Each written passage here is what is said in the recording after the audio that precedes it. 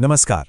आज के इस दिलचस्प ऐतिहासिक विश्लेषण में हम एक ऐसे बेमिसाल व्यक्तित्व पर बात करने वाले हैं जिसके बहुत ही छोटे से जीवन ने एक पूरे राष्ट्र के साहित्य को हमेशा के लिए बदल कर रख दिया। जी हां, हम बात कर रहे हैं भारतेंदु हरिश्चंद्र की। जरा सोचिए, किसी भी इंसान को अपनी एक अलग पहचान बनाने में, अपनी छाप छोड़ने में आखिर कितना समय लगता है? 60 साल, 80 साल? खैर, भारतेंदु हरिश्चंद्र के पास सिर्फ 35 वर्ष थे। आइए इस दिलचस्प पहेली को सुलझाते हैं कि कैसे महज इतने कम समय में उन्होंने इतना कुछ हासिल कर लिया कि आज उन्हें आधुनिक हिंदी साहित्य और रंगमंच का जनक माना जाता है। इस पूरी यात्रा को हम कुछ प्रमुख बिंदुओं के जरिए समझेंगे। भारत के चंद्रमा का तीव्र उदय, उनके जीवन के अजीब लेकिन सच्चे विरोधाभास, एक नई भाषा का निर्माण, उनका मशहूर व्यंग्य अंधेर नगरी और अंत में उनकी एक स्थायी विरासत। और हां, आगे बढ़ने से पहले यह जानना जरूरी है कि हमारा ये पूरा विश्लेषण एकदम ठोस ऐतिहासिक शोध पर आधारित है।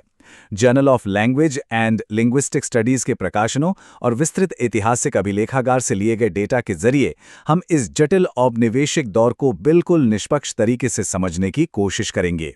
तो आइए शुरुआत करते हैं हमारे पहले पड़ाव से, भारत के चंद्रमा एक तीव्र उदय।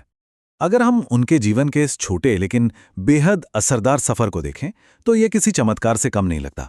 1850 में बनारस में जन्म और महज 18 साल की उम्र में उन्होंने कवि वचन सुधा पत्रिका की शुरुआत कर दी। इसके बाद हरिश्चंद्र मैगजीन और महिलाओं की शिक्षा के लिए बाला बोधिनी। कुछ ही वर्षों के भीतर प्रमुख पत्रिकाओं के संपादन से लेकर उत्कृष्ट नाटकों की रचना तक ये रफ्तार वाकई असाधारण थी। और सबसे हैरानी की बात यही है, सिर्फ 35 साल। उनका जीवन महज 35 वर्ष की अल्प आयु में ही समाप्त हो गया। लेकिन उनकी मृत्यु से कुछ साल पहले 1880 में ही काशी के विद्वानों ने उनके इस अभूतपूर्व योगदान को देखते हुए उन्हें भारतेंदु की उपाधि से सम्मानित कर दिया था। भारतेंदु यानी भारत का चंद्रमा। चलिए अब बढ़ते हैं दूसरे हिस्से की ओर, एक जीता जागता विरोधाभास, परंपरा व आधुनिकता का संगम। उनके जीवन का सबसे दिलचस्प पहलू था उनका विरोधाभास। मतलब एक तरफ तो उनका रहन सहन एकदम पारंपरिक था, मुगल शैली के बेहतरीन कपड़े, लंबे बाल और पारंपरिक ब्रज भाषा में कविताएं। लेकिन वहीं दूसरी तरफ उनकी सोच उतनी ही आधुनिक थी। नए प्रिंट मीडिया का जबरदस्त इस्तेमाल, आधुनिक गद्य लेखन और ब्रिटिश राज की तीखी आलोचना। वो एक ही समय में महारानी विक्टोरिया की प्रशंसा भी करते थे और स्थानीय अंग्रेज अधिकारियों के अहंकार पर तीखा व्यंग्य भी। और दिलचस्प बात यह है कि ये विरोधाभास उनके निजी जीवन में भी साफ दिखता था। उनका जन्म एक बेहद संपन्न व्यापारी परिवार में हुआ था। पैसे की कोई कमी नहीं थी, लेकिन साहित्य, रंगमंच, पत्र पत्रिकाओं की छपाई और गरीबों की मदद करने के प्रति उनका ऐसा जुनून था कि उन्होंने सब कुछ इसी में लगा दिया। उनकी इस असीम उदारता ने अंततः उन्हें आर्थिक बर्बादी की ओर धकेल दिया। जब उनका निधन हुआ तो वे भारी कर्ज में डूबे हुए थे। अब बात करते हैं तीसरे पड़ाव की, एक नई भाषा का निर्माण, भाषाई विभाजन। उस दौर में भाषा का माहौल कैसा था, ये समझना बहुत जरूरी है।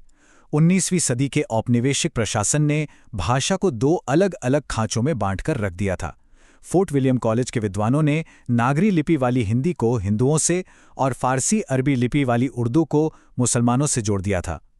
इस ऐतिहासिक सच ने एक मानक यानी स्टैंडर्ड हिंदी भाषा के आंदोलन को गहराई से प्रभावित किया और भारतेंदु इस पूरे आंदोलन के बिल्कुल केंद्र में मौजूद थे। और यहीं पर हमें एक और गजब का विरोधाभास देखने को मिलता है। देखिए, उन्होंने देवनागरी लिपि में आधुनिक खड़ी बोली हिंदी गद्य के लिए पूरी लगन से अभियान चलाया, उसे एक आदर्श भाषा शैली बनाया। लेकिन उन्होंने खुद ये बात मानी कि कविता के लिए खड़ी बोली उन्हें थोड़ी कठिन लगती है। इसलिए गद्य के लिए आधुनिक हिंदी की वकालत करने वाले भारतेंदु ने अपनी कविताएं मुख्य रूप से पुरानी ब्रज भाषा बोली में ही रची। है ना दिलचस्प बात। आगे बढ़ते हैं चौथे भाग पर, अंधेर नगरी, व्यंग और विद्रोह। हम सब ने कभी न कभी ये कहावत तो सुनी ही होगी, अंधेर नगरी चौपट राजा। अंधकार के शहर में राजा मूर्ख होता है। असल में ये प्रसिद्ध कहावत सीधे उनके 1881 के मास्टरपीस नाटक से ही आती है। ये एक ऐसे कुशासित राज्य का बेहद शानदार रूपक है जो न्याय और अन्याय को लेकर पूरी तरह से अंधा हो चुका है। इस नाटक की कहानी देखने में तो बड़ी बेतुकी और हास्य से भरी लगती है, लेकिन इसके जरिए समाज की बहुत गहरी आलोचना की गई है।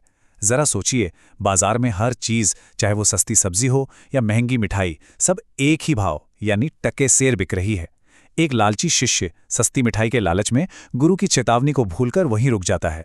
और सबसे बड़ी बात, एक ऐसा राजा जो सही गलत में फर्क ही नहीं कर सकता, वो एक निर्दोष को सिर्फ इसलिए फांसी पर चढ़ाने का आदेश दे देता है क्योंकि फांसी का फंदा उसके गले में बिल्कुल फिट आ रहा है।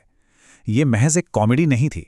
इस चतुराई भरी दोहरी बातचीत के जरिए उन्होंने उस समय की औपनिवेशिक नौकरशाही और ब्रिटिश राज की जबरदस्त आलोचना की।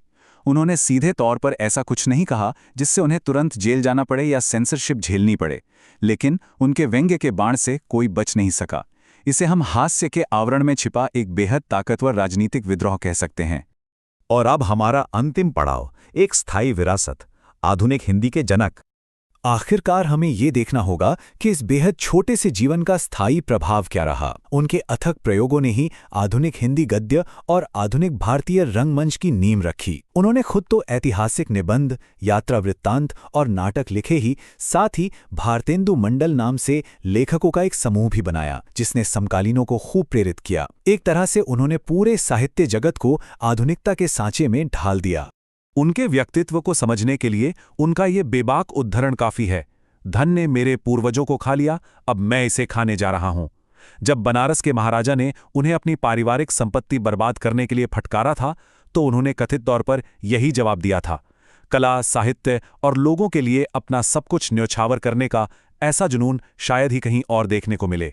हम आज के इस विश्लेषण को एक अहम सवाल के साथ यहीं समाप्त करते हैं।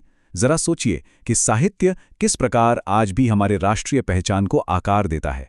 ये कितनी अद्भुत बात है कि केवल एक नाटककार के शब्द, उनके जीवन के विरोधाभास और उनकी अल्पायु आज भी एक पूरे राष्ट्र की पहचान में गूंजते हैं। उम्मीद है कि इस विश्लेषण से हमें इतिहास के उस दौर को समझने का एक नया और दिलचस्प नजरिया मिला होगा।